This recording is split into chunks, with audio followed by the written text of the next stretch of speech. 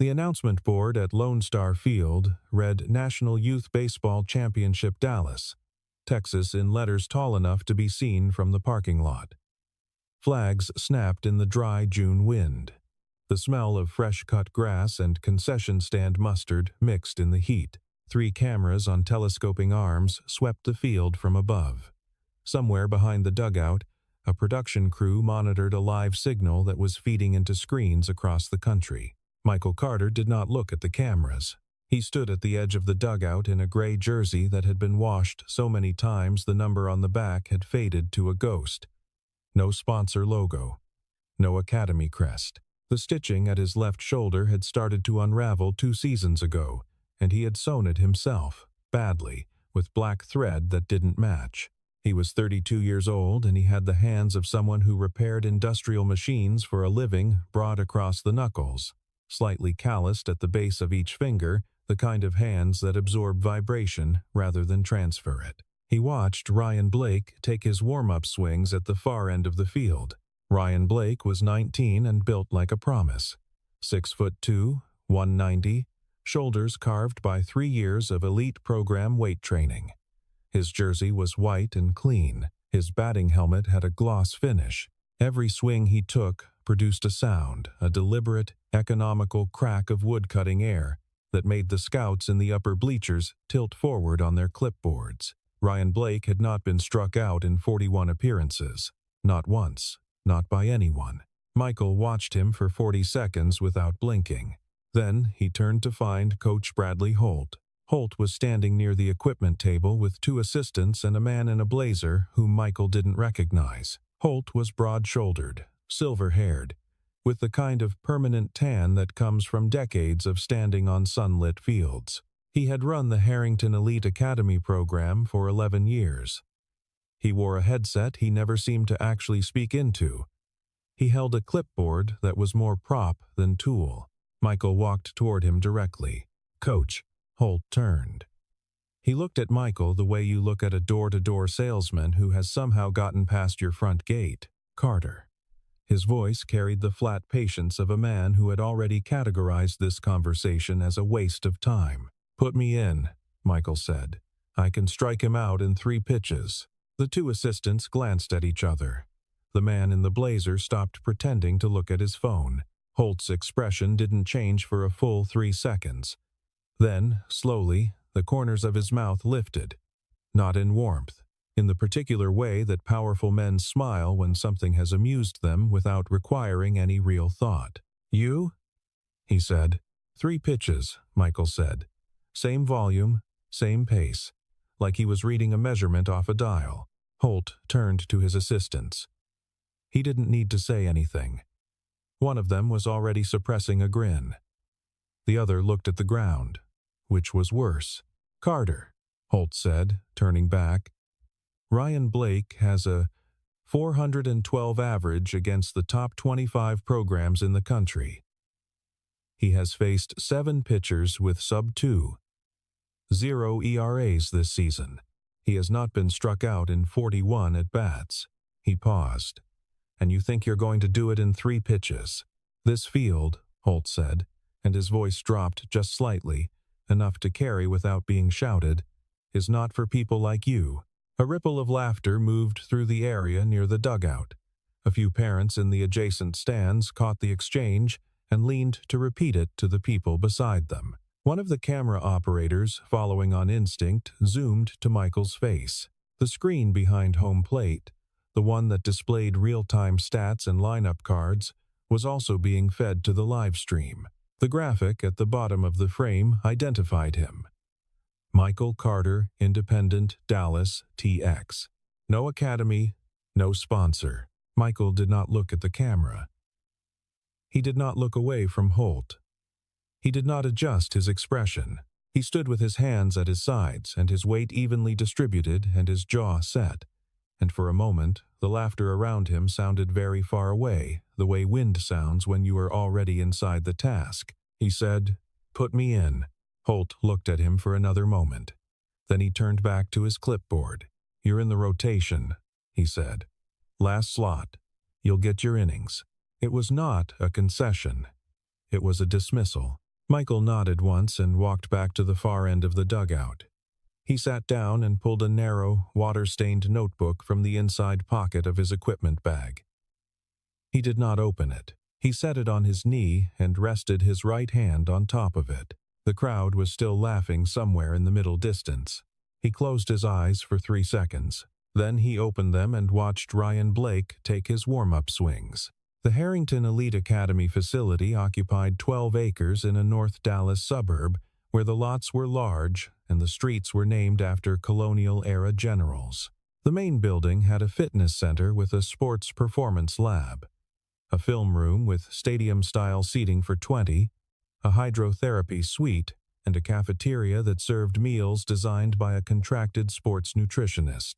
The training fields behind the main building were watered by an automated irrigation system that ran at 4 a.m., so the grass was always dry and even by first light. The parents who sent their sons to Harrington did not think of it as spending money.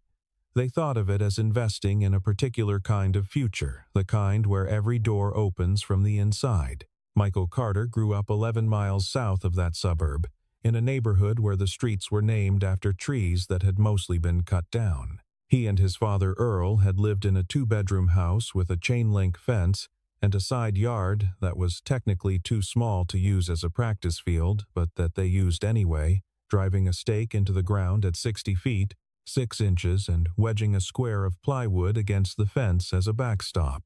Earl Carter had never played organized baseball above the American Legion level. He had injured his elbow at 22 and coached youth leagues until his knees gave out, and then he simply watched and read and wrote things down. He kept a composition notebook, the kind with the black and white marbled cover, and he filled it with observations about pitch sequencing and batter psychology and the geometry of the strike zone. He read biomechanics papers that he found at the library and underlined the passages that confirmed what he had already observed from the stands. He was not a credentialed coach. He did not have a methodology with a name or a logo. He had 40 years of attention. When Michael was 9, Earl began teaching him from the notebook. Not the physical mechanics first, the thinking. Before you decide what to throw, Earl told him one evening, sitting in lawn chairs in the side yard as the sun dropped behind the row of houses to the west, you have to know what the batter has already decided. How do you know what he's decided? You watch where he loads. You watch where his eyes go before the pitch. You watch what he did against the last hard pitch and the last soft pitch. You watch whether he adjusts between at-bats or whether he goes back to the same setup every time. Earl tapped the notebook. Every batter has a conversation with himself while he's up there. Your job is to already know how that conversation ends. Michael was 22 when Earl died. The funeral was on a Tuesday. Michael was the only one who spoke, and he kept it short, because Earl had once told him that if someone understood you, you did not need to explain yourself to them, and if they didn't, explaining wouldn't help. He carried the notebook out of the house in his jacket pocket the day the estate sale cleared the furniture. For the next 10 years, he trained. He did not train at an academy. He did not have a coach. He had the notebook and a high-resolution camera on a tripod and the chain-link fence in the side yard, and later, after he had moved into a slightly larger rental, and his daughter Lily was born and her mother left, and he filed the paperwork himself because he could not afford an attorney. He had the space behind the machine shop, where he worked, where there was a concrete wall and a faded strike zone he had painted in yellow. He filmed every session. He reviewed every video that same evening after Lily was asleep. He kept a log in the margins of Earl's notebook, not replacing Earl's entries, but writing between them in a smaller hand, building a running record of what worked and what didn't and why. 4,017 sessions over 10 years. No one watched. That was fine. The notebook had a specific weight. Michael knew it the way you know the weight of something you have carried for a long time without thinking about it. 87 pages. Black and white marbled cover with a coffee ring on the upper right corner that had been there since before Michael was born. The spine was broken and repaired with electrical tape black, because that was what Earl had in the garage. The final section, written in the last 6 months of Earl's life when his handwriting had started to tighten and list slightly to the right, was titled in a way that was characteristically Earl. No flourish, no underline. Just the words at the top of the page. The three-pitch sequence. Earl had developed it over decades by working backward from a simple question. What combination of 3 pitches, thrown in a specific order to a specific psychological profile of batter, produces a strikeout at the highest rate regardless of velocity? He wasn't interested in power. He was interested in inevitability. The sequence was not a trick. It was a conclusion. Pitch 1. A fastball placed at the outer edge of the zone, just barely off the corner. Not enough to be called a ball with confidence. Not enough to be hammered. A pitch that presents itself as a test thrown with enough conviction that the batter must respect it, but designed specifically to reveal one thing. Does the batter protect the outside corner, or does he wait? If he protects, if he swings or leans, he has told you where his weight is committed. If he watches, if he lets it go, he has told you something more important. He believes he knows what comes next. Pitch 2. A breaking ball low and away. Not sharp enough to be obvious, but enough curve to pull the barrel down and outside if the batter chases. Most batters at this point have decided on a theory. They are either sitting on a pitch in a specific zone, a place they have selected based on pitch 1, or they are still gathering information. The foul ball is not failure. The foul ball is data. It tells you the batter made contact when he shouldn't have, which means his decision-making is ahead of his mechanics. He's trying too hard to solve you. Pitch 3. This is where Earl's notebook diverged from conventional coaching theory, and why he had spent 40 years on it.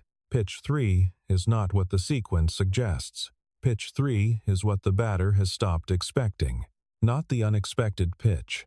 The specifically unexpected pitch, the one you identify from watching the first 2, from watching where the batter's eyes go between pitches, from watching whether his back foot releases pressure before or after the release point, from watching the angle of his chin in the half-second after a call he doesn't agree with. The mound doesn't care who you are, Earl had written at the bottom of the last page. It cares what you see. Michael had read that line somewhere between 300 and 400 times. He had read it the morning of Earl's funeral. He had read it the night Lily was born, in the parking garage of the hospital, sitting in his truck, the notebook open on the steering wheel, and his hands not quite steady. He had never used the sequence in a game that mattered. He had promised Earl he would wait until the moment was right. The announcement came 2 weeks before the tournament.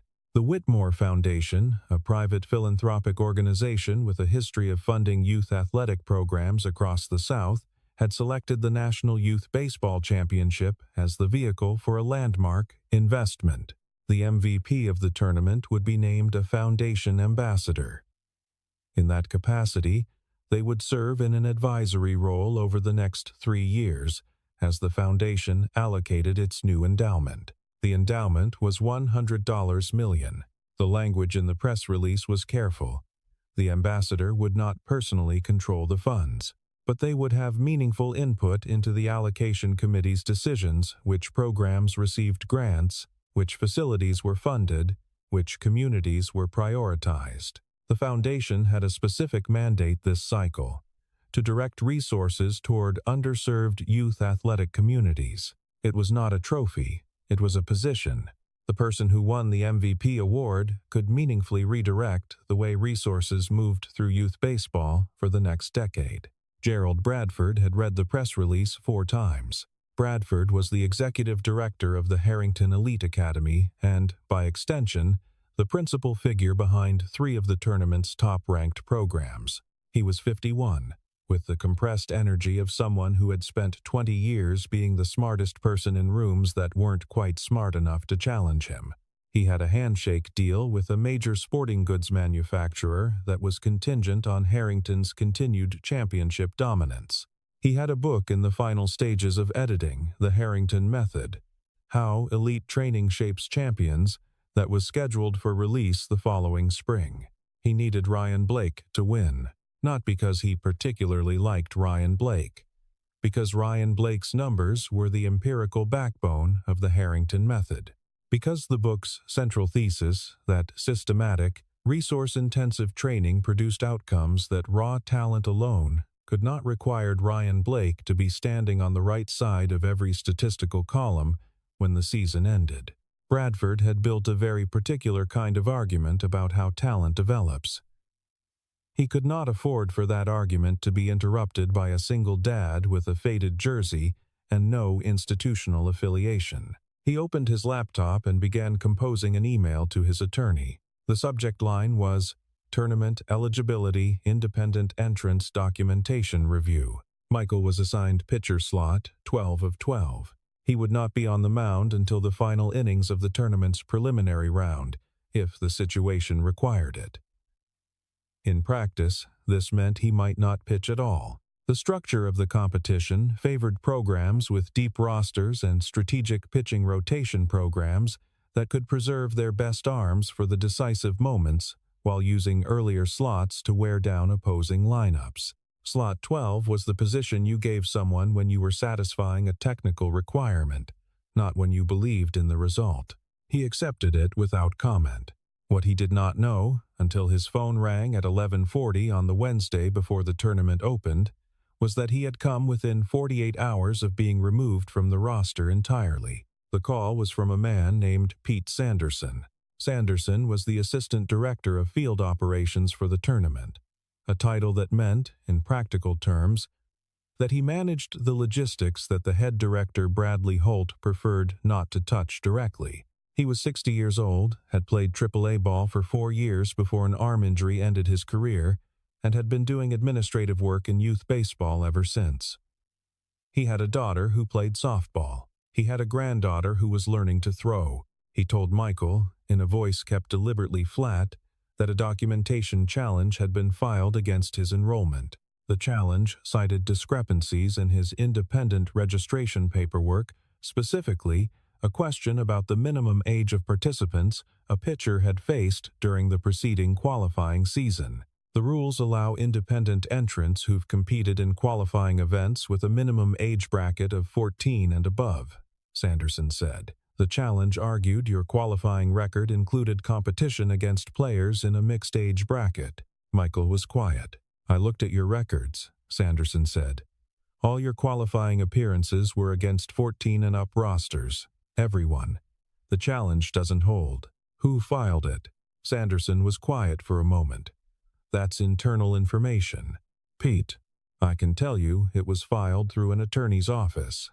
And I can tell you it was filed at 11:58 p.m. on a Tuesday, which means someone was sitting up past midnight thinking about you specifically. Another pause. Your slot is intact. Slot 12. Thank you. Don't thank me, Sanderson said. I just read the rules. He hung up. Michael set his phone on the kitchen counter. Lily was asleep down the hall. Her bedroom door was half open, the way she preferred it, the small nightlight casting a bar of amber across the hallway floor. He stood at the counter for a while, not moving. Then he sent her a text, knowing she wouldn't see it until morning, that said, Slot 12. Still in. Save me a seat at the front. Her reply, in the morning, before he was awake, Daddy, I can't come, I'm still sick, but win for me. 3 capital letters, I love you. He read the message in the parking lot of the machine shop. He sat with it for a minute. Then he put his phone in his pocket and went inside to start his shift. The concrete wall behind the machine shop was 15 feet wide and 12 feet high. Michael had painted the strike zone on it in yellow standard dimensions, corners precise, the lines repainted every spring when the winter weather wore them down. The wall faced east, which meant he pitched into the afternoon sun if he started after 3, which was when his shift ended on the days he could leave on time. He had not always been able to leave on time. In the years when Lily was very small before she was in school, before the daycare situation stabilized, he had sometimes driven straight from the shop to pick her up, brought her back to the parking lot, set up a folding chair with a coloring book and a thermos of apple juice, and pitched while she drew. She did not think this was unusual. It was simply what Thursday evenings looked like. Later, when she was old enough to understand what he was doing, she asked him why he practiced against a wall instead of with other people. "Because the wall doesn't cheat," he told her. "Does it ever hit back? Every ball that comes back at me." She had thought about this seriously, the way 8-year-olds think about things they are genuinely trying to work out. "I think that's kind of sad," she said finally. "But also kind of good." He had written that in the margin of Earl's notebook, below a passage about load timing. The notebook now had 4 hands in it. Earl's careful, squared-off lettering. Michael's tighter, faster annotations. Lily's single contribution. And one other. A line Michael had written the night before the tournament opened. In the last blank space on the last page, in handwriting that was somewhere between his and Earl's, as though the decade had slowly pulled him toward something he hadn't noticed he was becoming. The sequence is not 3 pitches. The sequence is 10 years of watching him before he steps to the plate. He had not slept well. He had not expected to.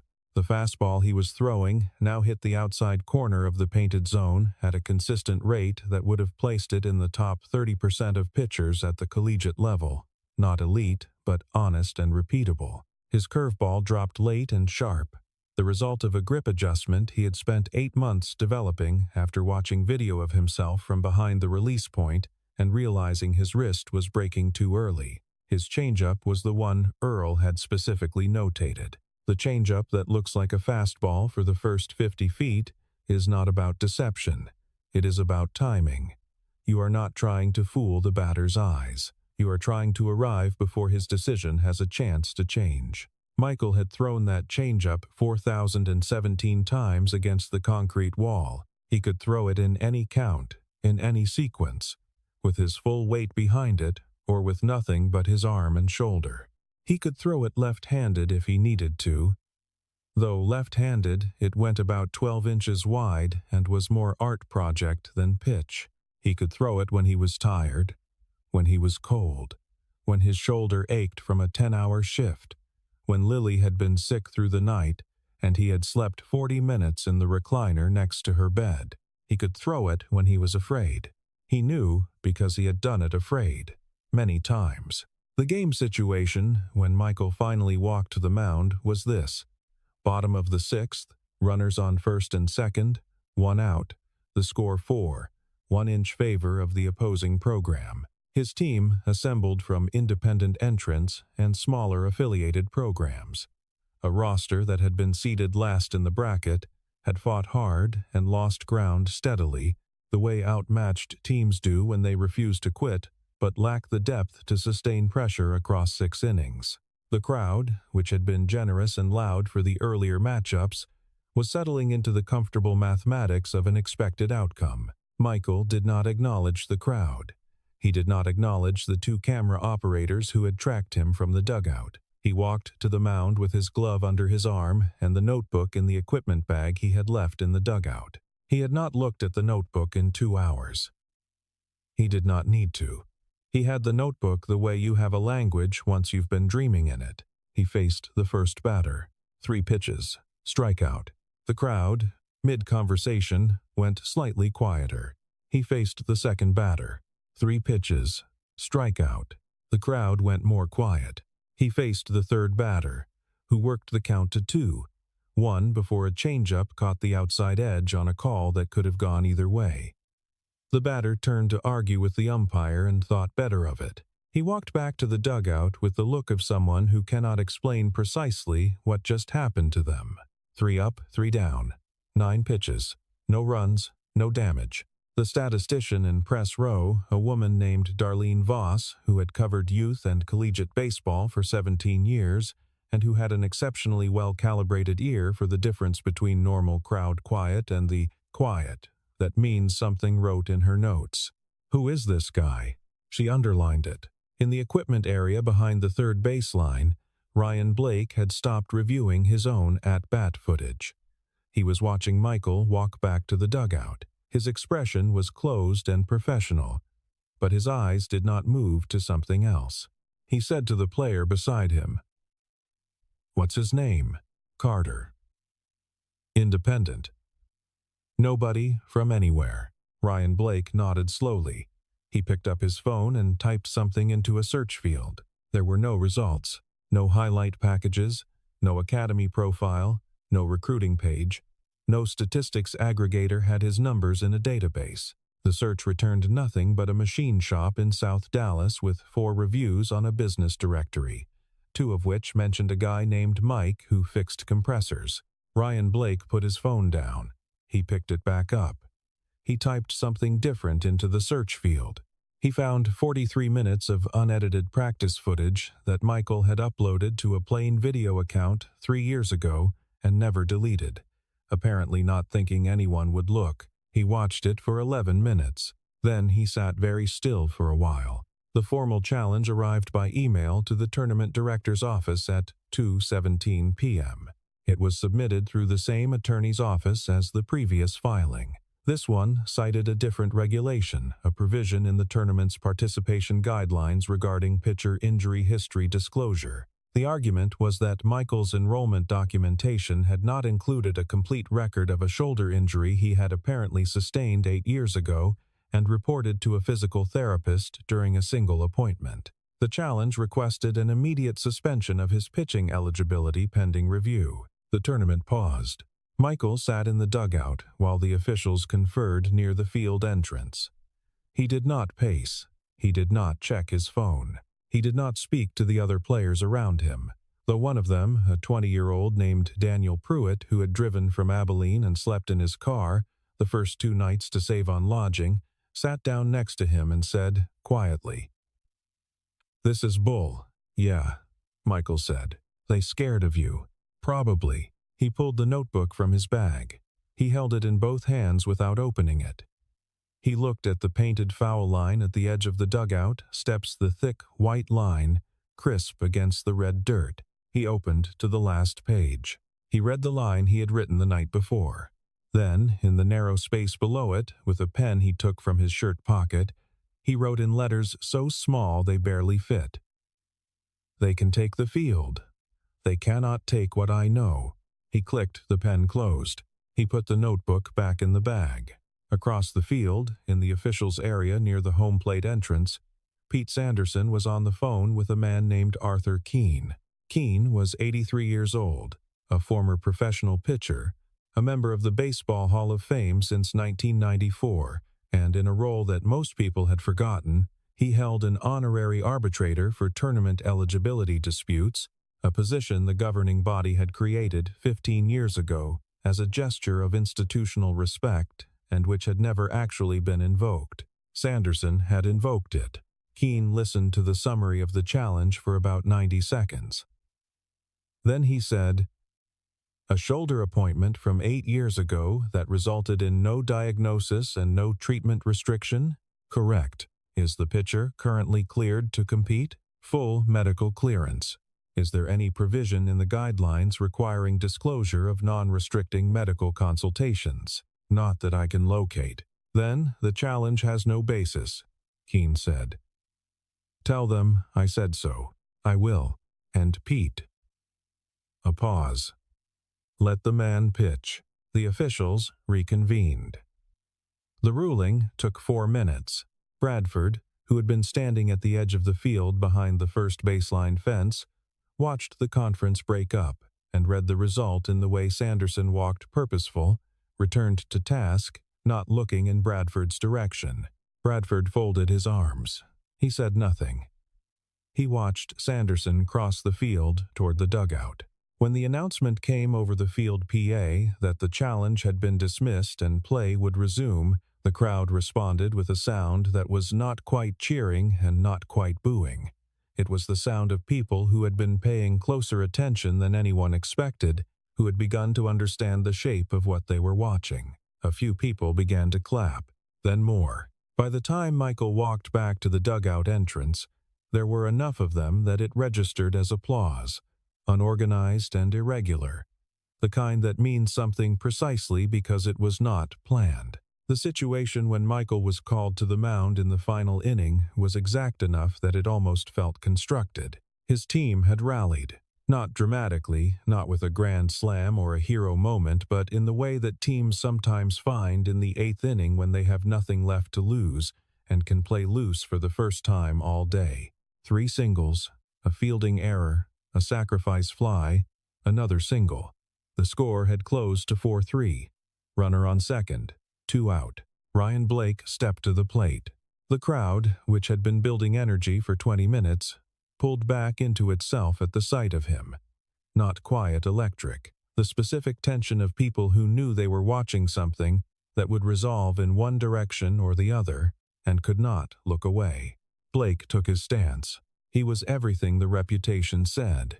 Balanced, still, the bat held at the perfect angle, weight distributed with the precision of years of mechanics lab adjustment. He looked out at Michael on the mound, the way you look at a puzzle you have already solved but want to confirm. He had watched 43 minutes of Michael's practice footage. He knew the sequence.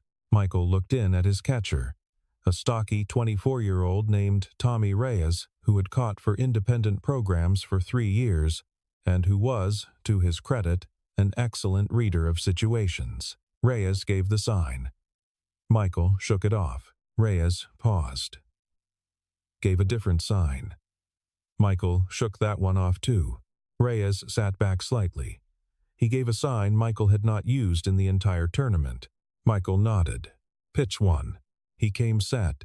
He looked at the runner on second. A long look, not perfunctory, and the runner stayed on second. He turned back to home plate. He threw the fastball to the outside corner. Not at the corner. A quarter-inch outside the corner, placed with such deliberateness that the umpire's hand moved toward the strike call before Blake even reacted. The pitch had just enough life on it, the kind of natural cut that comes from 10 years of grip adjustment, to drift back toward the zone in the final 18 inches. Blake watched it. He did not swing. Strike 1. Blake stepped out of the box. He touched the helmet brim twice. He looked at the ground. He looked at his hands. He stepped back in. He had recognized the pitch. He was waiting. This is what Michael had been watching for. Not the reaction to the pitch. The reaction in the half-second after the reaction. The moment when a batter's plan solidifies into decision, when the mental calculation completes, and the body quietly commits to an answer before the next pitch is thrown. Blake's back heel had released a fraction of pressure from the dirt. He was loaded for an inside pitch. He had looked at the outside fastball and decided, the next one comes in. He was sitting on a pitch that Michael had not thrown once in the entire tournament. Pitch 2. Michael wound and threw the curveball low, outside, exactly where Earl's notebook said to throw it on a batter who had committed early to an inside pitch theory. Blake's hips turned a half rotation too late. The barrel arrived in the wrong quadrant. He made contact barely, and the ball fouled straight back into the netting. Strike 2. Blake stepped out again. This time he took longer. He tapped his cleats twice, which was something Michael had watched him do in his warm-up footage after a pitch surprised him. He was resetting. He was telling himself he had solved the first 2 pitches, even though the count didn't show it. And now he was doing the one thing Michael had been waiting for him to do. He was calculating pitch 3. He had seen the outer fastball. He had seen the low breaking ball. He had watched 43 minutes of Michael's practice footage, which meant he had watched the 3-pitch sequence played out against the concrete wall 30 or 40 times. He knew what came next in the sequence. The changeup. Middle of the zone. Arriving late enough to drop the barrel if you commit too early. Michael could see it in the angle of Blake's shoulders slightly open, anticipating a middle zone pitch. In the way his chin had dropped 2 degrees, a small physical tell of a batter who has made a decision and is now protecting it. Blake was waiting for the changeup. He was going to destroy it. Michael looked at Reyes. Reyes had been watching the same thing. Reyes gave a sign. Michael stared at it for 1 second. 2 seconds. He went through it in his head, not the pitch itself, but the geometry of the moment. The runner on second. The 2 outs. The 4-3 score. Blake's open shoulders, the back heel that had been pressed back into the dirt since the second pitch, which meant he had reset to a neutral position. He had reset to neutral. He was no longer protecting the middle zone. He had decided he knew, and in knowing, had forgotten to protect. Michael nodded. Pitch 3. He came set. He felt the weight of the mound, not metaphorically. Literally the pressure of the rubber against his back foot.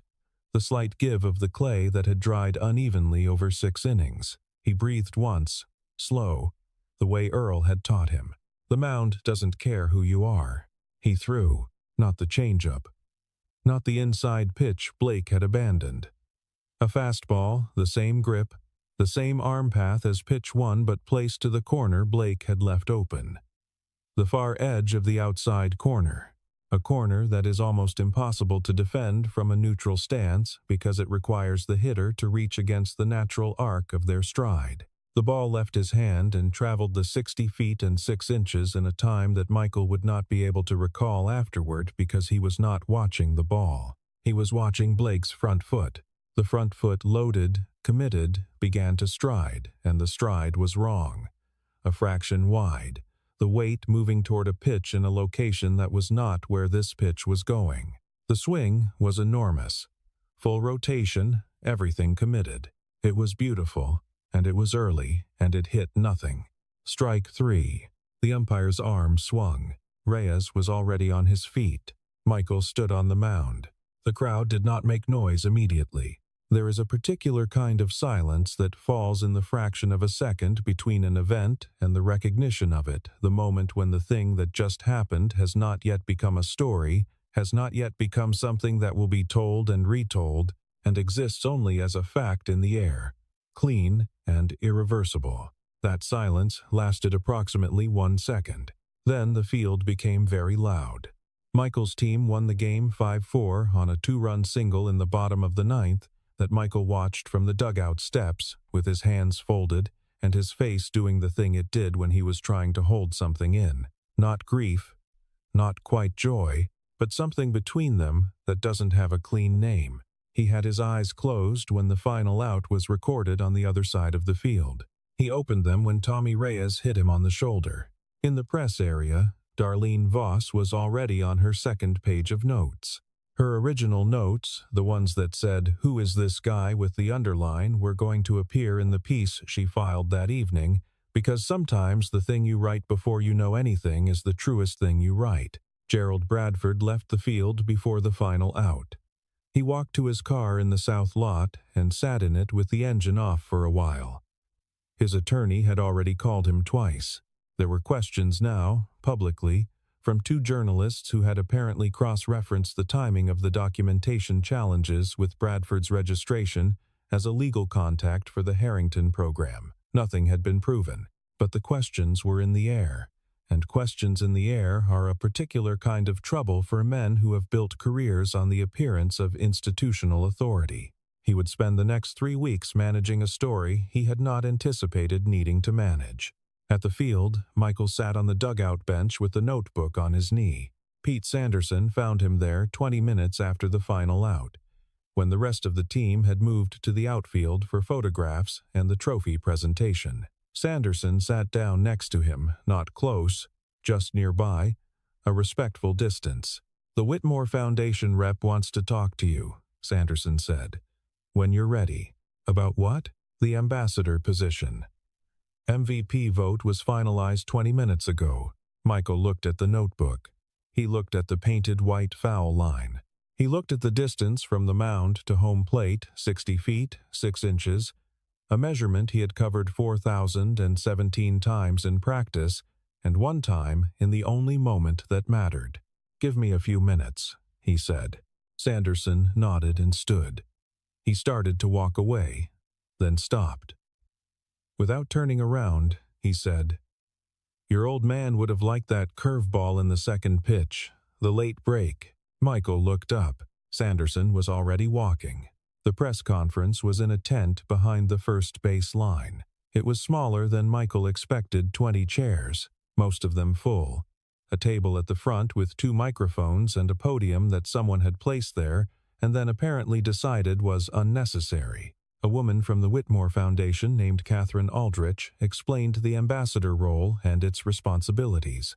She was precise and clear and did not use the word honor more than twice, which Michael appreciated. When she finished, someone asked Michael to say something. He thought for a moment. He did not look at his notes because he didn't have any. "My father kept a notebook," he said. "He was never a professional player. He coached Little League until his knees gave out, and then he just watched and wrote things down. He believed that if you paid enough attention to something for long enough, you stopped guessing and started knowing." He paused. He never got to use what he learned in a game that mattered. "I got to use it today. That's all I have to say about that." Someone asked about the $100 million. "I'll spend the next year listening to people who know more than I do about what's needed," he said. "Then, I'll try to make decisions that put a good field in front of kids who don't have one." A reporter toward the back asked, "What would you say to Coach Holt?" Michael looked at her directly. "Nothing," he said. "He said I didn't belong here. I proved I did. That's all the conversation we need to have." He walked out of the tent. The message from Lily came at 8:47 p.m. After the drive home, after she had made him sit on the couch while she poured him a glass of juice because she had decided he probably hadn't drunk enough water. After she had asked him approximately 19 questions about the strikeout and he had answered each one carefully. She had fallen asleep with her head on his shoulder around 8:30. He had not moved. At 8:47, his phone lit up with a message she had apparently typed before she dozed off and sent accidentally while her hand relaxed. It read, "Daddy, you know what Earl would say." He looked at it for a long time. He did know. Earl would say what he always said. In the side yard in the late afternoon, when the light went orange and the temperature dropped enough that the throws felt good, the easy, level swing of it, the feedback of doing something correctly in a place where no one was grading you for it. The mound doesn't care who you are. It cares what you see. He set his phone down. He picked up the notebook. He opened it to the last page, to the small, cramped line he had written the night before the tournament. "They can take the field. They cannot take what I know," and below it, even smaller, the line he had not yet written but knew he would write before the night was over. He clicked the pen and put it to the page. The house was quiet. Lily's weight was light and warm on his shoulder. Somewhere outside, a car passed slowly down the street, headlights sweeping the window and gone. He wrote, 3 pitches, 1 promise. 4,017 times until I didn't need to think about it anymore. He was right about all of it. He closed the notebook. He sat with his daughter asleep on his shoulder and did not move for a long time. The field they would build in the neighborhood, where the streets were named after trees that had mostly been cut down, would not be finished for another 18 months. It would have a proper irrigation system and chalk-lined baselines and a scoreboard that worked, and a concrete wall along the left field fence painted yellow with a standard strike zone, and enough space behind the rubber for a pitcher with nothing but a notebook and 4,000 days of silence to become precisely what he needed to be. It would not have a name on it for several years. When it finally did, the name on the sign would not be Michael's. It would be Earl's.